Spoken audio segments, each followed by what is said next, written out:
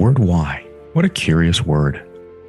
The kind of word that can make us cringe, feel defensive, or even distant. But you know, sometimes why is the key that can unlock so much to our lives. Join me as we explore the why with fascinating contributors to the world, those that entertain us, inform us, teach us about life, and if we're lucky, inspire the next in all of us. I'm your host, Dr. Rod Berger, and welcome to HeadRoom, a production of Rainlight and co-produced by Old Soul. Let's go. Welcome to another episode of HeadRoom. I'm Dr. Rod Berger. What a treat we have for you today. I spent time with Ellen V. Sigal. Dr. Sigal is chairperson and founder of Friends of Cancer Research, or better known as Friends. She's also the chair of the board of directors of the Reagan-Udall Foundation, a partnership designed to modernize medical product development, accelerate innovation, and enhance product safety in collaboration with the FDA. She serves on the board of the Foundation for the National Institutes of Health, where she chairs its Public-Private Partnerships Committee. In 2010, she was appointed to the inaugural Board of Governors of the Patient-Centered Outcomes Research Institute as a representative of patients and health consumers, and was recently appointed to another 6-year term. Additionally, in 2016, she was named to Vice President Biden's Cancer Moonshot Blue Ribbon Panel, to the Parker Institute for Immunotherapy Advisory Group, and joined the inaugural Board of Advisors for the George Washington University's Milken Institute of Public Health. She also holds leadership positions with a broad range of cancer advocacy, public policy organizations, and academic health centers. She is a treat. She is a trailblazer, and I truly hope that this conversation does her legacy justice. What an incredible woman. Enjoy, Ellen Sigal. Okay, Ellen, I was saying this off air. There are so many directions to go with your background. Here's my read on things, is that sometimes there are human beings that just when we wind them up from the word go, they just kind of keep going and pursuing, and they don't have an endpoint. And I say that with great affection for your background professionally and the things that you've accomplished, that there's no stopping point for you. It's that, you know, if you can make a difference, you continue to make a difference. And that has driven a lot of what you have done to not only be a trailblazer as a woman, but someone who continues to push the envelope for the betterment of our healthcare system. So with that as the backdrop, when you think back to your professional career and when things started, because it was in a very different industry, can you talk a little bit about how you thought about and conceptualized personal goals? Never did. It just, I was recently interviewed for an article in Nature about 25 years of Friends and Breakthrough, and I characterized myself as an accidental tourist, and probably that's correct. I didn't have goals. I cared deeply about education. I cared about interests, but I never sat down at 17 or 18 or 20, and frankly, not even now, and had wrapped out a road plan a roadmap that wasn't the way it is for me. It is a matter of interest, passion, and the ability to do something and make a difference. So I didn't plan on my sister dying at 40 and changing my life. I didn't, at 15, I met the man I love, and who ever thought that would impact my life, and making a decision at 15 would be so important in my life. I mean, it just didn't have a grand plan. So let's then rewind even further back, even before 15. Take me back to your childhood and sort of family ecosystem. Were you a product in that regard of the family around you? In that, to your point about you were an accidental tourist, right? So goals really weren't there. It's just you maybe knew one way, and that one way is incredibly efficient and beneficial to those not just directly tied to you, but to a lot of people. Was that sort of the tone of the household? Yeah, the tone of the household was believe in yourself. There were never specific goals. You have to do well in school. You can't, you have to go to college to be a teacher. It wasn't anything like that. Oh, my sister at 4 was interested in fashion design. I mean, she would do cutout dolls, and she knew what she wanted at 4. I had no idea at all about what I wanted, but we did come from a home. My mother worked, my parents had a business. We were middle class, but very believe in your children. And my parents were anything but helicopter parents. They were like, okay, if that's what you really want to do, seems a little odd, but go do it. I mean, I was accepted to Harvard and I decided to go to Brooklyn College. And, well, that's a little strange, but, okay, if that's what you want to do. So there was never the plan, well, this is the way you should be doing it. You should wait till you're 25 to get married and, and wait till you have your career. I established, I was in college and we were married at 20 before I was finished college, and nobody said you couldn't do it. And probably no one could have told me I couldn't do it. So take me to that what an inflection point in your life to be accepted at Harvard and to basically take a left turn, and go to Brooklyn College and not to the sort of flagship, or at least what people have in their minds when they think about the elite of education, not just in the US, but across the world. Tell me about your personality back then. I mean, did you realize that you had sort of a different perspective than other young women your age? Was it, because this feels very unique to me. This does not feel like, I just picture Ellen, you walking around and there are, hundreds of Ellen making the same kind of decision. Did you find yourself as being an outsider, an insider, or just someone who had a different perspective? Well, my parents were wonderful and perhaps a little unsophisticated. I don't know if my children made that decision that I'd say that's a good deal. I probably would say, well, you got to think about that. But the decision was based solely on the fact that, well, first of all, in those days, Brooklyn College was an excellent school. So it was a very fine school. And although my parents were not poor, I didn't see any reason they should be paying for an education when I can go for free. But the primary decision was I wanted to be with Jerry. And Jerry was, we were, I was 17, 18, and I knew if I went away, that relationship may not long-term work out. There was something in me that knew that this man, this young boy that I was in love with, was the right one for me. And I didn't want to leave him. And I don't think I understood exactly what I was giving up. I mean, I was a good student, and my parents could afford to pay, but I didn't feel like this was, are you crazy? It was just, well, I want to be with Jerry. I don't want to be in Boston, and he's here and I can go for free. And why should my parents pay this amount of money when I could have a good education at Brooklyn College? I didn't understand, I think, at that time what I was doing. It was just a practical decision. I mean, it would be a very different context today. And I don't know, as I said, with my kids, with someone else, I would advise them to do the same thing, but it worked out for me. It was the right decision for me. When you think about your career, your professional history, is there a label, is there a title that you most align with or you associate with? I mean, what feels the most comfortable?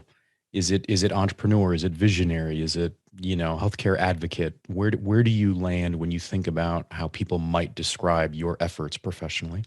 Well, I think I go with my passion. Why did I do a PhD in Russian history? I mean, it wasn't exactly a practical thing to do, but I was really interested in literature and history and the Russian Revolution, and my interest took me there. There wasn't ever, well, okay, if you do this, where will you work? Will you get a job? Are you committed to an academic career? It was just a matter of, well, this is interesting and I want to learn more about it. And the same thing with development. When I was a real estate developer, it was that Jerry started his own business. And at that point, I was in between what I really wanted to do, thinking about, because we had traveled so much that I was thinking, well, okay, I wasn't committed to an academic career at that point. And he started his business. And I said, well, okay, I'll help him. And then in 15 minutes, we decided that isn't going to work for either of us. And there was this opportunity for development. And it was a matter of knowing what I didn't know, but yet belief that I could do something. So when the ability to become a real estate developer happened, I knew enough about what I didn't know. I did take classes at both Harvard and Wharton, and I did do these quick, 3-4 day classes. But nobody ever said I couldn't do anything. That seems to be a theme that's emerging that through your life, unless someone told you you couldn't or gave you some I don't know, detailed plan of why you should make a different decision, you were perfectly okay and comfortable in your own skin to carve your own path. Is that fair? I mean, that's very fair, and I don't think there's anybody that could tell me not to do anything. I mean, unless it was something really crazy or dangerous or jumping out. I mean, that just, I mean, yes, I very much care about what other people think, and I'm interested in seeking advice. But if I have a passion or vision, I'm going to execute on that.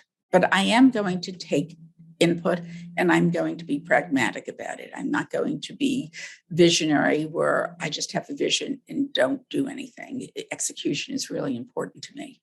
So when we think about young children, so we typically will cast them as being, fearless, right? So the youngest child will be ready to jump up and do whatever they're sort of asked. And we as adults might think, oh my goodness, fear of heights, like, the fear of the unknown. And as we get older, we get to sense that from the environment that maybe we should be more cautious.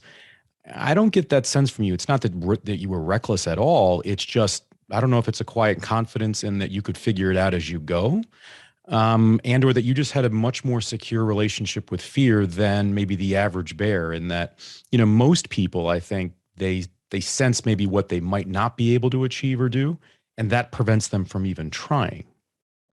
Yeah, it was a very different time. I mean, obviously, the things that kids do today are very different. I mean, I could do anything. I mean, but I didn't do crazy things. I mean, I wasn't jumping off buildings. I was not jumping off, doing insane things. But if I was completely committed to school, that was great. If I didn't have a teacher that I liked, well, my parents weren't worried. I wasn't reckless. The only thing is that, getting married at 20, when you're not finished with college and you're marrying someone, we were middle class, comfortable, but certainly not rich, and married a man who was very poor, came from extreme modest is an understatement. And at one point, my parents said, you understand, you're not taking vows of poverty, but you understand this could be hard. And I said to them, they were not against it at all. And I said, well, I could live on love. And they looked at me and they said, okay. And they did help us. I mean, they did help us. I mean, they did when I was in college and went to graduate school, they did help us, but it wasn't as if, are you crazy? You gave up Harvard, you're getting married before you're finished college, and you're marrying someone who has absolutely no money, and they had no idea about any career aspirations, but we were a good fit, and they believed in that, and they liked Jerry.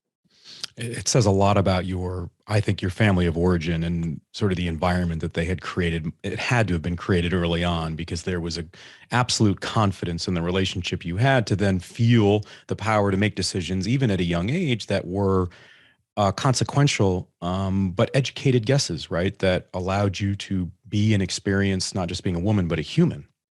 Well, that's correct. And there were no barriers for women in my childhood at all. My father believed strongly that women have to be independent and they have to be successful in their own right and have their own identity. And I was raised with that. I mean, my mother did work, but my father always felt strongly that women have an opportunity and should have a career. And I became obsessed with that when I had grandchildren. My granddaughter, Juliana, now, who's 21. And I don't know, I think at 5, I was talking to her about Virginia Woolf in a room of one's own, economic independence and the idea. And I took her to exhibitions and I drilled into her at a very early age, you must be independent. You cannot be dependent. You have to do what you want to do, but you have to be independent in your own life.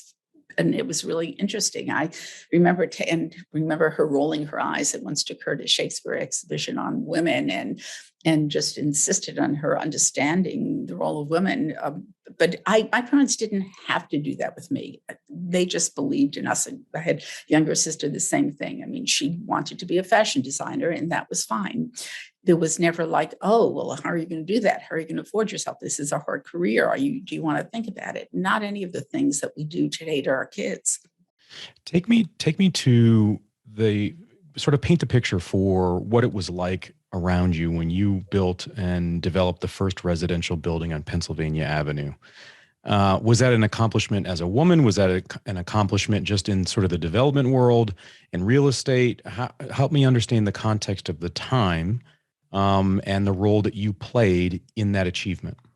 There were really no women in commercial real estate in those days. There just were not any women. There were women in leasing, maybe not even architecture, certainly not in development or finance. And it was really interesting because I cared deeply about the history, the context, what was important to the city.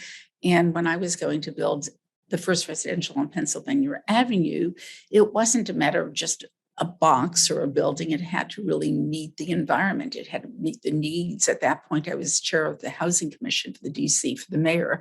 And we didn't have downtown housing in DC. There were, nobody lived in DC. So that was very monumental in terms of I had to go to the zoning commission 5 times and at one point and change the zoning or the mix of the building. And at one point I said, I promise you, if you give me this, I'll never come back again. And but yes, so it was very unusual. And then of course there was tokenism in those days. So then I was asked to go on the board of the Real Estate Advisory Trust. It was some sort of big shot organization and no woman. And then all of a sudden I was asked to go on it. So I knew I was different. There were times I had a partner in those days and we'd go into meetings.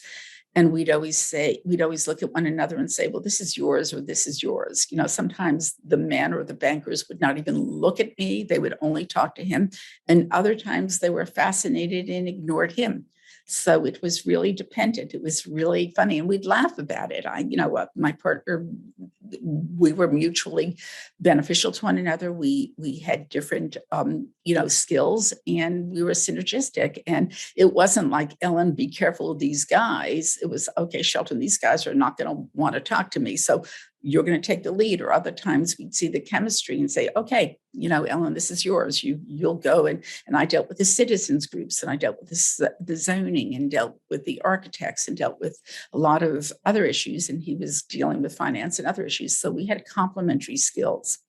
Did you feel a responsibility as a woman that you were representing not just the work that you were putting forth, but your gender? Yes, I did. I was strange in that world, and it was very clear that it was an issue. I was on the board of trade. I was on the board of directors of the board of trade, the only woman at that time in a very male-dominated organization. And again, I knew I was tokenism, and I did feel a responsibility to speak up and not just be there and not challenge. But it was really a different world, and men just absolutely did not understand what was happening to them and the change in their world. And they didn't understand why I was not, a beautiful children, a beautiful family. They didn't understand those choices. And I didn't feel I needed to defend it, but it was very, very, very, very different. When I was in graduate school and I was pregnant, I had a professor say to me, well, why are you taking up a seat here? You're having a baby. And that was Wow. in academic, and there were very few women in those days also that were going to college or graduate work and they were pregnant. That was not happening. It was very, very different world. It's hard to understand the dramatic changes that are happening or that happened in the past, 25, 35, 40 years. It's really extraordinary. Do you think in real time you had a recognition or an awareness personally of the achievements, like the achievements about sort of your growth as a woman and what that meant for the generations to follow? Was that a part of your constitution at the time, or did it take years to reflect back on? I don't know that I was a feminist in those ways. I knew that women had the ability, the right to do it, but I was not marching for the cause. I was marching for things that I believed in, and of course felt women could not or should not be excluded. In retrospect, and I did belong to women's groups, and there were some women's organizations starting, but I don't think that was my primary objective. My primary objective was to do things that were meaningful. It would make a difference in where my passion was, and certainly not exclude women or underserved or anybody that had skills. But I think now, perhaps I feel more that way than I did maybe 30, 40 years ago. I just did it. HeadRoom is produced by Old Soul, a one-stop marketing agency that understands the power of brand and nuance. Reach out to my guy Matt at Old Soul and supercharge your brand and content strategy. That's Old Soul, shoot Matt a note at aoldsoul.com. That's AOLDSOUL.com. And now, back to our guest. Let's fast forward to a personal moment that you shared in a previous conversation, and you touched on already in this discussion here today. But take me back to the impact of your sister's passing at such an early age, and how that obviously changed not just you as a person, but it changed your path in life, given what you do and have been doing ever since. Well, it was an extraordinary loss. I mean, she was diagnosed at 32. She was 2 years younger than I. And to see her go through the brutal treatments, to go through the treatments. And at one point, we knew that she would not live. She died at Duke. She had a bone marrow transplant, and her daughter was 4. She filmed. She knew she may not even, we expected her to live through the transplant, but knew that this was highly risky. And then getting that fatal call, we were watching her daughter in our house in DC from Duke, that she was getting a turn for the worse. So we immediately got down there and then got to the hospital. She was already dead. And then we had to turn around and go home and tell her 4-year-old that her mother was no longer alive. I mean, I just remember the moment. I remember her daughter was sitting on the steps in her house in Georgetown, and remember her father, tell her that her mother was dead, and it was traumatic for me, and I couldn't get over it. My parents really were not fully aware of how sick she was. I knew it, but didn't expect it. And nothing made sense, because at that point, my life was perfect. Very, very successful real estate developer. We were making a lot of money. I had great husband, great marriage, great children, great career. So everything was perfect. I was 42 and I had a perfect life. And then it just changed overnight, and none of it made sense. And then, of course, you'll learn to live with it, or you'll get over it, or life has to go on, or the stupid things that people said to me. I remember going to work one day, I don't know, a month later, and somebody said, "How are you doing?" I said, "I don't have a cold. I don't have a cold." And I had a really hard time dealing with the loss. I just had a hard time making sense of it. I still do. It's 35 years later, and I still have a hard time day to day making sense of that. But I knew I had to do something.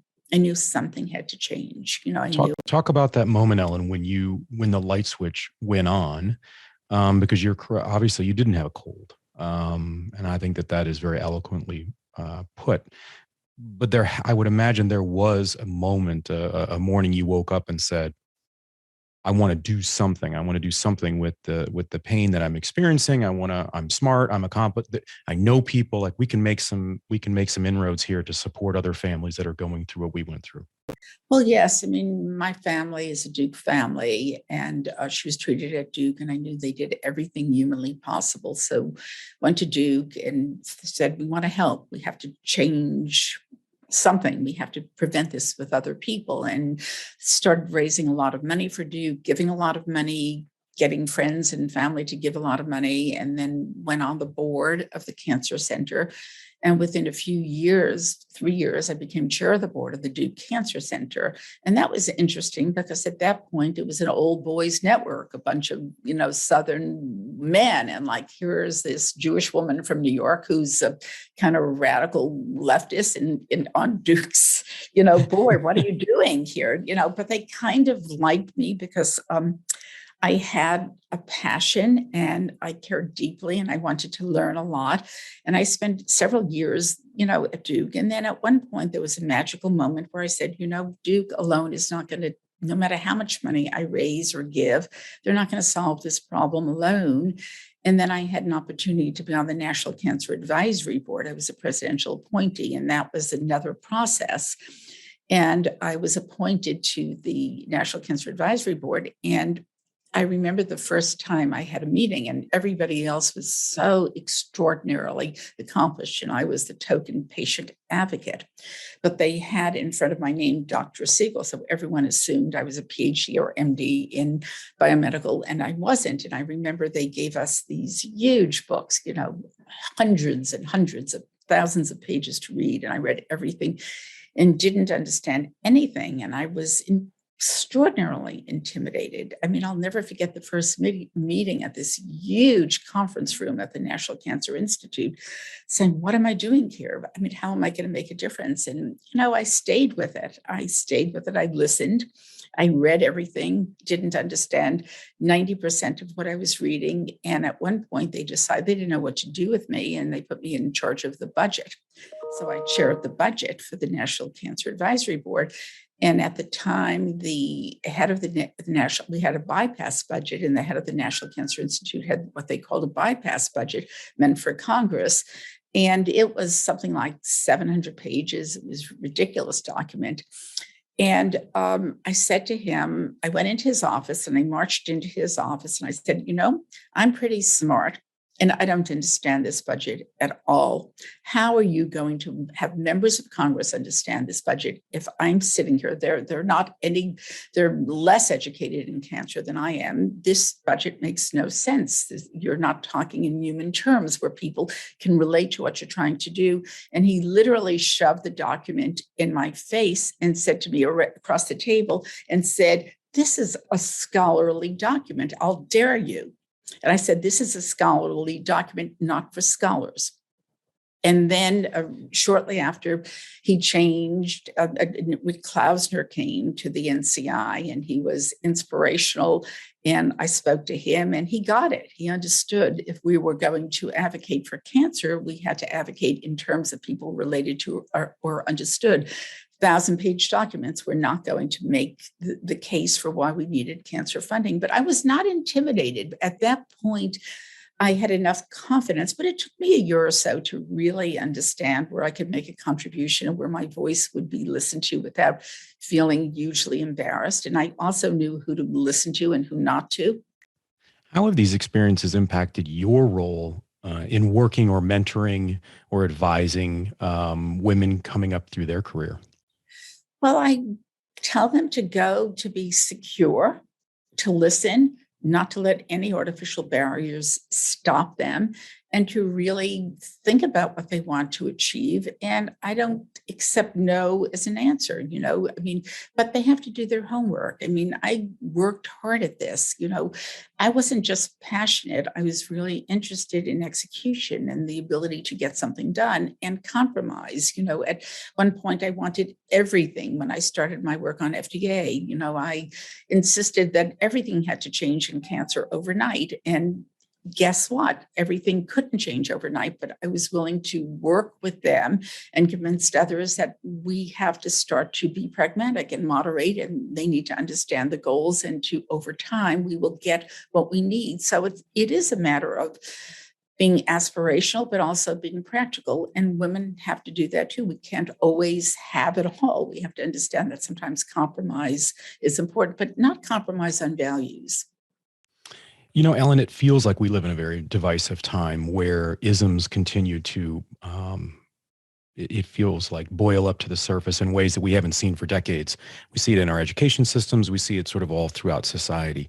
Where are we? If there's a scorecard on how we are as a society with regards to respecting females, empowering, providing the infrastructure, the elements needed so that we don't have to rely on the Ellens of the world to just be a trailblazer and to never take no for an answer. Where are we in that, and how much of it is substantive or just a facade or a veneer to what we really need to be doing and accomplishing?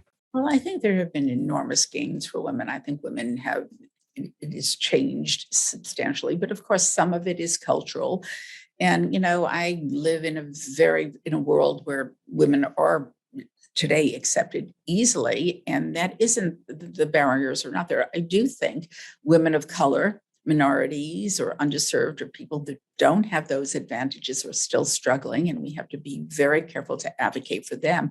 I'm not suggesting for one moment that we should not stop advocating or mentoring women. We should, but we have to, as difficult as it is for a highly educated white woman, imagine what it is like for minorities and underserved people to basically have their voice and have those opportunities. So I feel very strongly about women, but also minority women and all underserved people. That is really where the battle is today. And I think we're very split. I think we have a lot of tokenism, and we need to really mentor a new generation of these women and minorities so they can serve and really have their voice. Let's take a bit of a left turn here and talk and go into more detail about Friends and the establishment of that and where we are after, because you've just celebrated, or you are celebrating, an anniversary. Is that correct? 25 years. So I served on the National Cancer Advisory Board, and the head of the National Cancer Institute at the time was Rick Klausner, is and was extraordinarily visionary. And he wanted to do something about the 25th anniversary of the National Cancer Act. And I said to him, and he was one of these people that had a full plate of visionary. I said, Rick, tell me what you want, what's most important. And he had 40 things, tobacco, this. I said, no, tell me one thing. Tell me one thing that you really care about that really matters. And he said, research. We have to really do something about research and continue research because we won't get the answers. And I had to form a nonprofit. Initially, I thought I could do it through my role at the National Cancer Advisory Board, but I couldn't do it that way. And I formed a nonprofit for 1 year.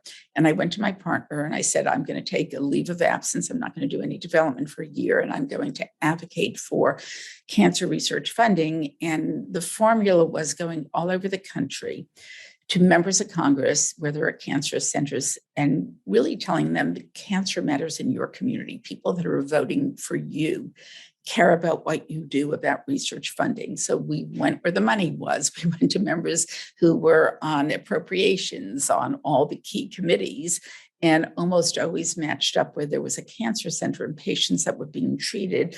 And the goal was to show patients or show members that the money that they were putting into research went back to their community and benefiting their constituents. So after a year, I said, this is my calling. This is what I need to do. It was just extraordinarily important. And I went back to my partner and said, look, I cannot continue. And we made an arrangement that I would not do new development, but I would leave and keep the properties I had, and we would co-manage them, but work it out. And I did this for about 8 years. And it started to feel for me a little bit old, or I was not able to measure exactly what we were doing. I knew we were making a difference, but when you're going around the country asking for money for research, there are many people that advocate for that. The formula felt a little old, and I felt a little less interested, or I couldn't measure what we were doing other than it was making a difference, but I was no longer inspired. And when I'm not inspired, I don't do a good job. And I was going to close down Friends. And at that time, the same man, Rick Klausner, the head of the National Cancer Institute, asked me to look at clinical trials, early stage clinical trials in a community setting, and to see how that could be done and why that was not being done, and to work with the pharmaceutical industry and the FDA to see what we could do about making sure trials were getting to the right people in a community. And that's when I started looking at the FDA and what was going on there. At that point, it was black box. I mean, we knew we didn't like it, but we didn't know why. And we knew it was intimidating, but didn't know how to fix it. And I spent a year with others, many others, other professional societies, really researching drug development at the FDA and how that was happening. And Rick Pazdur, the head of the cancer oncology at FDA, is the most inspirational person you could ever meet, and was passionate about making a difference. And we looked at the structure and decided this is not going to work. We needed a dedicated cancer center, which was really a huge shift at the way things were happening at the FDA, and went to the director of the FDA at that time, and to Janet Woodcock, who is my inspiration, my friend, someone who I admire enormously, and said, cancer is not working at FDA. You have to make a difference and do something. And she asked me to write a letter, and we did as a community. and demanded we get a dedicated cancer center. And they came back to us and they said, well, we can't do that, but we can do this or that. We can integrate, we can elevate, we can make some substantial changes. And some of the communities said, well, that's not enough. We need to go to Congress. And I had this strong feeling that we had to start the relationship. We had to start working with them, trying to understand and work with them and to take this half a loaf and to make it a full loaf. And that was the decision. And that was the pragmatism. I knew we were not going to get everything. It was impossible for them to deliver everything, but that didn't mean we couldn't start and still be aspirational. And that continues to this day. I still don't think we have enough. And I still think we need to do more. And I think we need to empower cancer more. But I also understand other needs. And we have to take this in a way that we can get it done where it's not disruptive and yet help patients and science.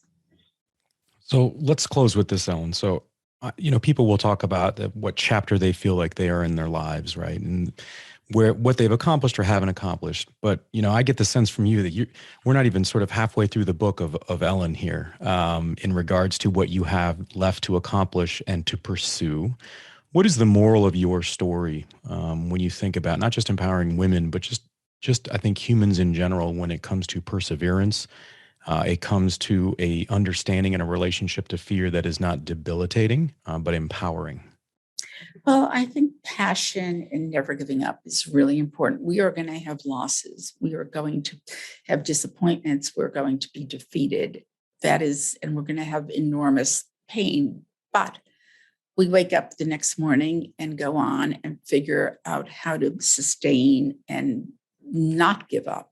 It's hard. It's really hard. I mean, no path, no life is without enormous loss, pain, and disappointment and failure. It is okay to fail. It is okay to fail, but learn about why and go on and don't give up. So it is passion. It is also grit. It's grit. It is really a matter of and focus. I think it was Thomas Edison, and I think I'm going to botch it, but basically he said a vision without execution is hallucination. So I do think that we do need to understand we will fail, but that doesn't mean we shouldn't try. And that doesn't mean we shouldn't help others, and doesn't mean we ever give up. It means that we have to be real about it and continue with passion and helping individuals. When it's not about the individual, it has nothing to do with me. It's about the individual patient and the individual people that can benefit that we have to care about. Because if it's all about us or me and all about I, then we're not going to get this done. It has to be about we and allowing other points of view. And yes, sometimes, making pragmatic decisions so you can move on. You stole the words right from under me. I was going to say that my experience of you today has been much more on the we than it ever has been on the I.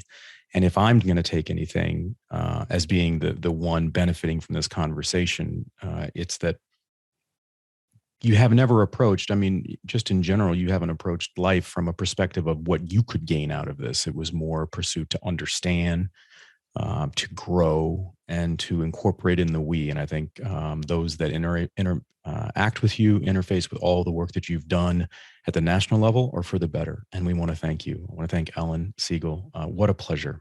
I'm your host, Dr. Rod Berger. Thanks for taking the plunge into HeadRoom, where we uncover the why behind the what and who impacting our lives.